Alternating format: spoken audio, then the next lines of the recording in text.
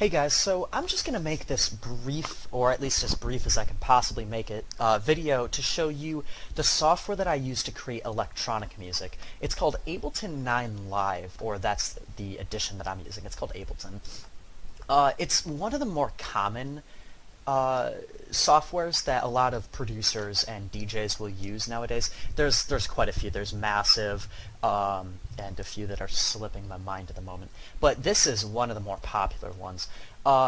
In this video, I'm just going to show you the bare bones of what the software has to offer. And then I'm going to show you a video of an expert using it and creating a song in 10 minutes flat. But I'm just going to go through and show you the basics of it. So up here, you have various settings, and you can adjust the BPM, or the beats per minute of your track. So if I wanted to make a track that would likely get popular today, I'd probably set this to about 144 or 128. That seems to be the most common at the moment, but I'm just going to keep it at a flat 120. You can set up metronomes and how often your beats hit. You have your basic controls and whatnot, and various other things like what key your notes are set in and whether using audio or MIDI components.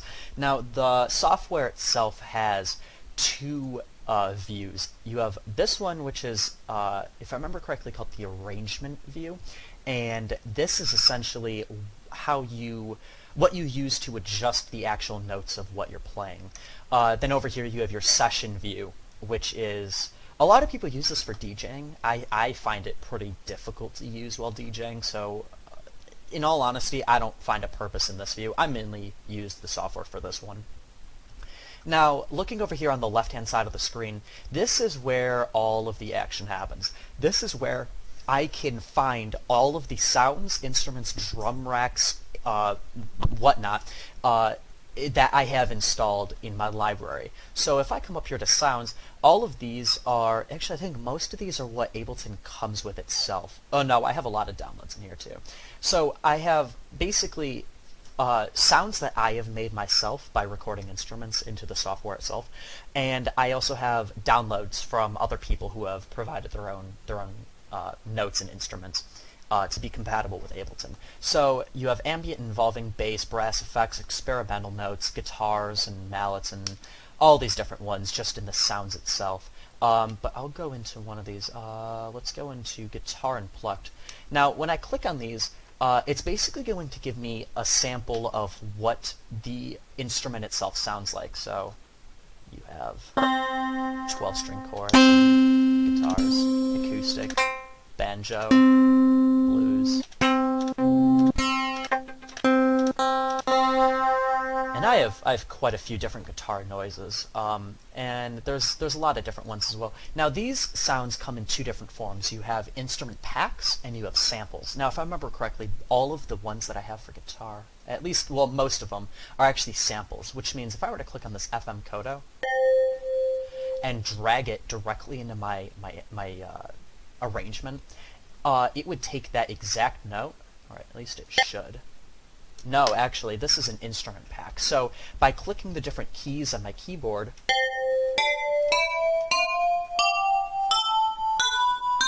I can get different notes played into the actual. So if I were to record, you can get exactly what notes were being played. And then I can load this up and change around the notes from there, but I'll get into that in a second.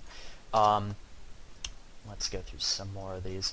So you have pads and pianos and keys, and I'll go into the synth blades and show you a few of these.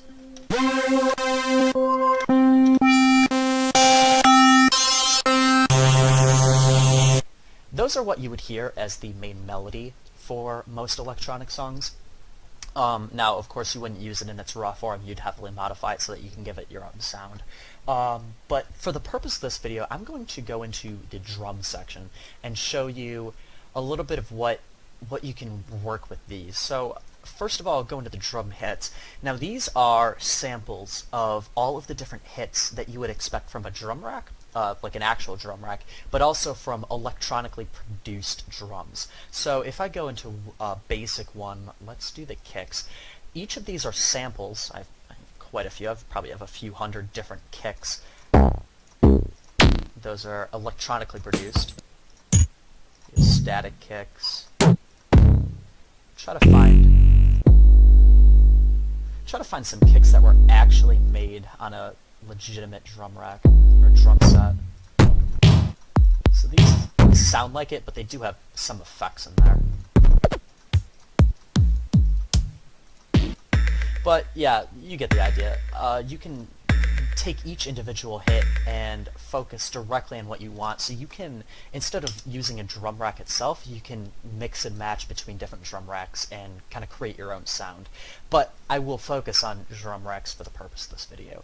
Now, what these are drum racks that I have created, that I've downloaded, or that have come with Ableton.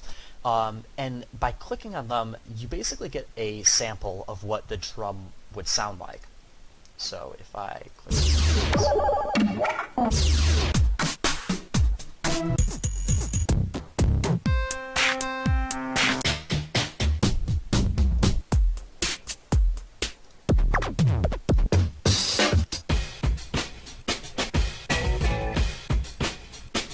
and a lot of them have notes and sounds that don't actually come from a drum set, but you can kind of expect those in drum racks, and you don't have to use them. So if I load up, actually I kind of like this one.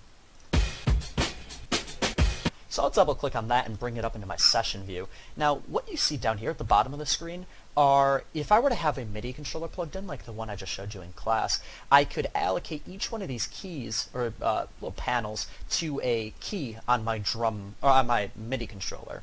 And so when I would push that button, it would play the sound that's allocated towards it.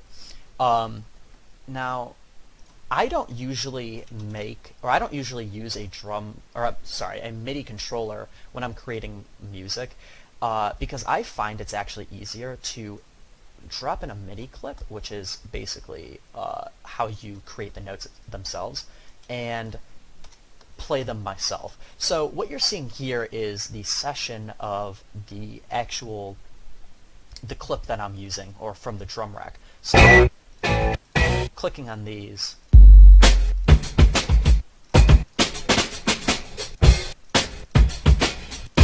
you can hear each of the different parts of the drum rack itself. So if I were to click here, I've just created a note. And I can repeat it. And I can set it to go all the way through, but I actually don't like that kick too much.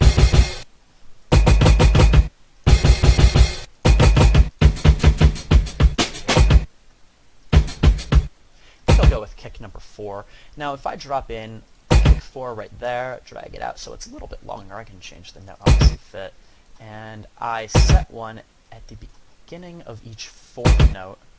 I don't like that one either, but basically the idea is that I can create a consistent drum.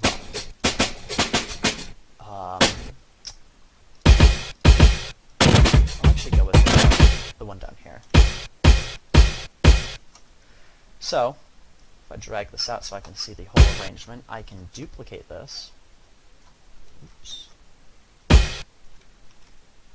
So that it covers all 4 bars in my session.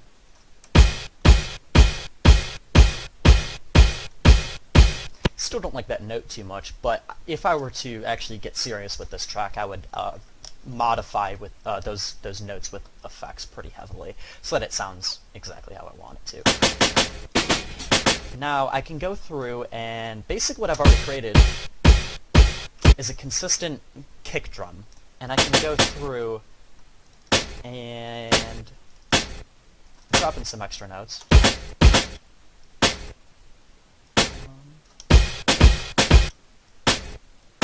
Let's see.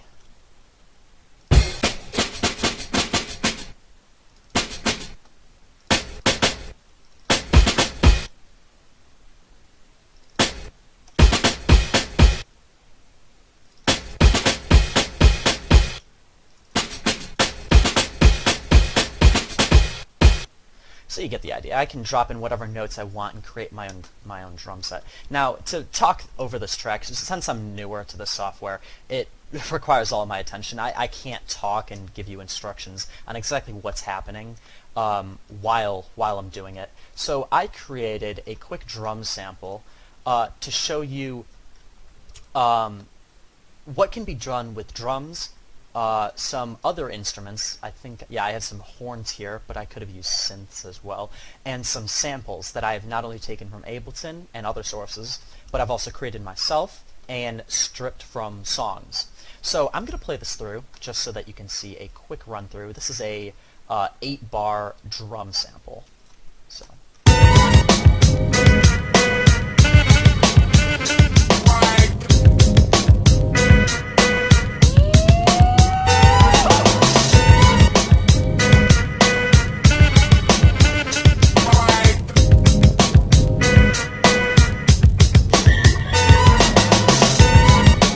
And then it repeats. What I have going on here, it sounds pretty simple, but there's actually quite a few moving parts. So I have the drum rack that I just showed you. I used, you know, it doesn't tell me the name of the drum rack here. Wish it did, but yeah, I used a drum rack that I've created myself, and I also have some horns in here. So if that was that note that you were hearing. I have some synths, so I'll solo that out. I have some bass. I have some vocal samples. I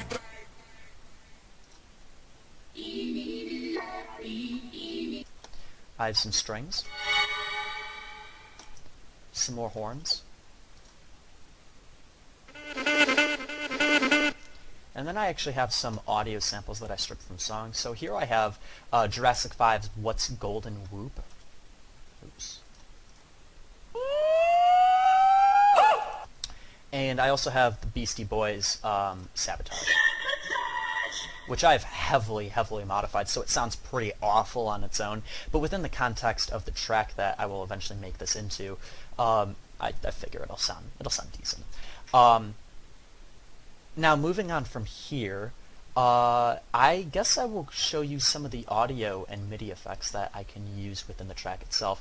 The first one I'll show you is kind of the most important within the context of this software. It's called the EQ8.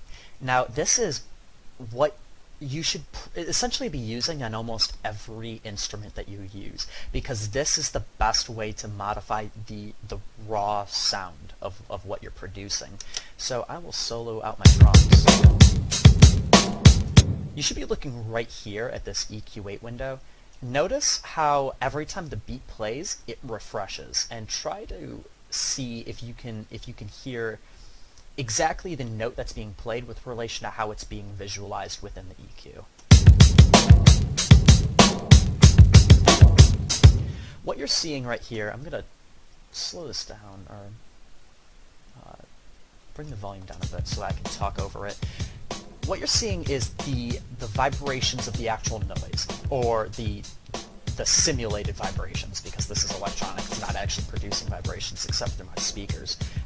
Basically what you have going on here is this is the intro to the note. So this is where it hits the hardest because it's a drum. Now most of what I have here are kicks and snares and some hi-hats. So all of those, if you can imagine actually hitting the drum, whatever note you're playing or whatever sound you're making, the sound is loudest and the most powerful right when you hit, which happens right here.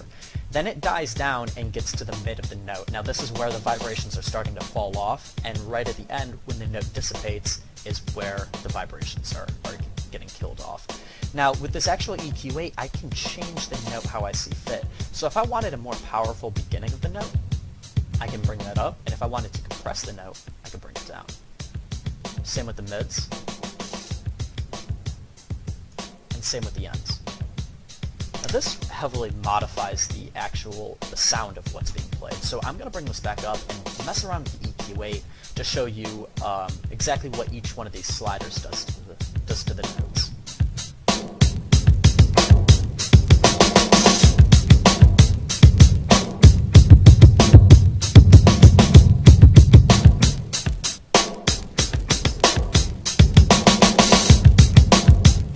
So by messing with this first one, I change the sound of the note from when it's directly played, or from when the drum is first impacted.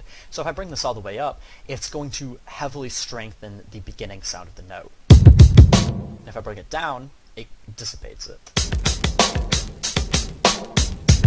I'm going to leave that right in the middle, or a little bit more, because I want to increase the gain of the sound. Now, these are the mids.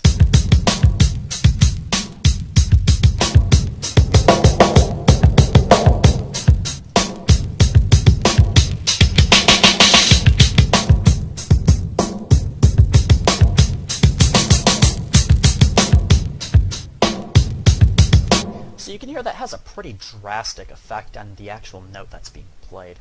I'll go through some of the others. You have reverbs and flangers, some filter delays, overdrives and phasers. You can add a chorus, so to get that typical, like if I were to sing and record my voice and I added a chorus, it would sound like multiple versions of my exact voice were being sung at the same time. So it gives you that, what you'd expect from a chorus.